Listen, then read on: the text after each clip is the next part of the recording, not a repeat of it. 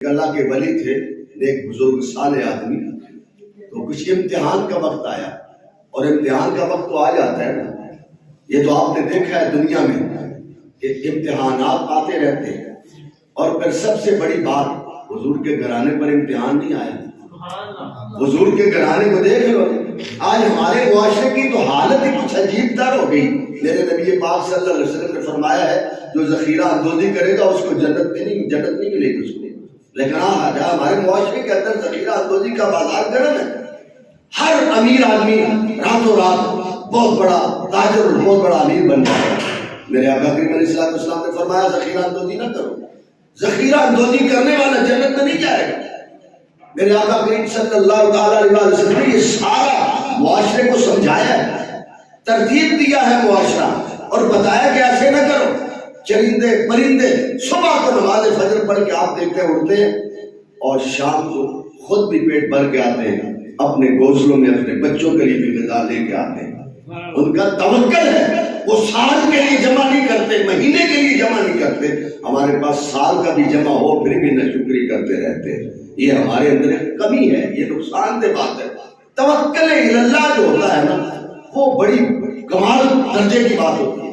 تو اللہ کے بندے تھے، تو گھر والوں نے کہا کہ اللہ کے بندے فلاں چیز کی ضرورت ہے۔ انہوں نے کہا میرے پاس اس وقت موجود نہیں۔ آج تو گھر میں انکار کر دیا جائے تو شکوے شکایت لڑائی جھگڑے، اور کسی لوگوں کے سامنے، میرے آقا فرماتے ہیں کسی کے سامنے شکایت نہ کرنا، کہ کسی کے سامنے شکوہ نہ کرنا، کوئی پریشانی کا اظہار نہ کرنا۔ جب بھی کوئی پریشانی آئے اپنے رب کے ساتھ بات کرنا۔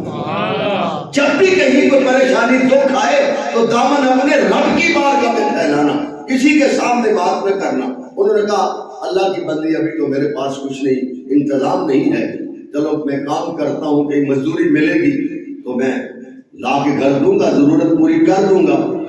اب خود فیصلہ کریں، ذرا غور کر کے دیکھیں، چوکوں میں چوراہوں میں آپ کے اسی وزیر آباد کے اندر 11 بجے تک لوگ کھڑے رہتے ہیں، کوئی آئے اور ہمیں مزدوری کے لیے لے جائے۔ ایسے لوگ ہیں کہ نہیں؟ ہم پہ کتنا کرم ہے، اللہ ہمیں گھر بیٹھے رزق دے رہا ہے۔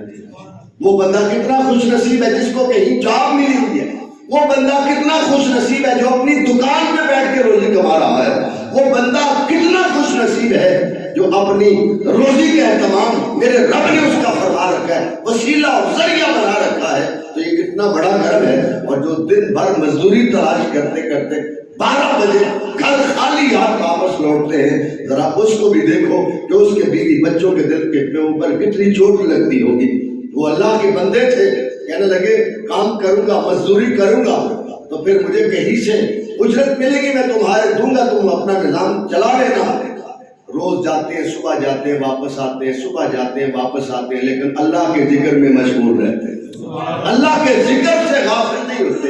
ایک دن ایسا آیا، پھر گھر والوں نے کچھ دنوں کے بعد کہا کہ یہ ضرورت ہے، فلاں چیز چاہیے۔ کہا اچھا آج جاتا ہوں، کہیں سے کچھ لے کے آؤں گا۔ آپ گئے تو کام نہ ملا، جب کام نہ ملا تو سوچا گھر جاؤں گا پریشانی کا سامنا کرنا پڑے گا، چلو ایسے کرتا ہوں آج نہر فرات کے کنارے بیٹھ کے اپنے رب کی عبادت میں مشغول ہو جاتا ہوں، شام ڈھلے گی، سورج ڈھلے گا تو میں گھر چلا جاؤں گا۔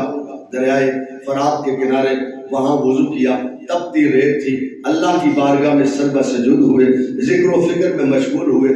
سورج ڈھلنے لگا، اندھیرا چھانے لگا، ریت کپڑے میں اکٹھی کی، ریت ڈالی کپڑے کے اندر، کپڑا اکٹھا کیا، گھر چلے گئے کہ چلو اگر میں کپڑا ہاتھ میں ہوگا پوچھے گی تو نہیں گھر والی کہ کیا لے کے آئے ہو، اس کو تسلی ہوگی کچھ نہ کچھ تو کپڑے میں لے کے ہی آئے ہیں۔ جب گھر گئے آواز دی اے اللہ کی بندی تو کہاں ہے؟ تو تھوڑی دیر کے بعد کمرے سے باہر نکلی، کہنے لگی آپ ہاتھ دھو لیں، دسترخوان لگا دیا ہے، کھانا لے کے آتے ہو، کھانا کھا لیں۔ کہتے میں حیران ہوا کہ گھر تو کوئی آیا نہیں اور نہ میں کہیں سے کچھ لایا، تو یہ کھانا کہاں سے آیا؟ وہ ریت والا کپڑا اٹھا کے کونے میں رکھ دیا، کھانا کھایا، شروع کرنے لگے، کہنے لگے یہ کھانا کہاں سے آیا ہے؟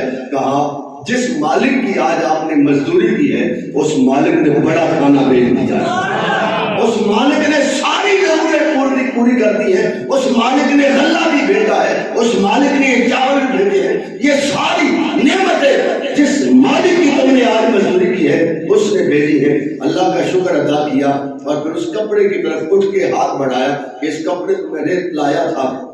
جب وہ کپڑا کھولا تو فرماتے ہیں میرے رب نے اس کو بھی سونا اور ہیرے جواہرات بنا دیا. یعنی کہ جب اللہ کے ذکر میں آپ رہتے ہیں، اللہ کو یاد کرتے ہیں، تو پھر اللہ بھی اپنی رحمتوں کو نازل فرما دیتا ہے. لیکن شرط یہ ہے کہ آپ اپنا کام کریں، اللہ اپنا کام کرتا ہے. بندے کا کام ہے اللہ کی عبادت کرنا، اور اللہ کا کام ہے اپنے بندوں کی ضرورتوں کو پورا کرنا. اور میں تو یہ بات کھل کے کہتا ہوں، اب بھی دیکھ لیں ہمارے بھائی ہفتہ ہفتہ کارخانے بند ہیں، چھٹیاں، رزق کون دے رہا ہے؟ اتنی مہنگائی میں کون نظام چلا رہا ہے؟ جب کام کی تیزی ہوتی ہے دن رات کارخانے دار کہتے ہیں جناب اوور ٹائم لاؤ، جب بھی وہ رازق وہی ہے. اور آج ہفتہ ہفتہ چھٹیاں کارخانے دار دیتے ہیں، تو پھر آج رزق کون دے رہا ہے؟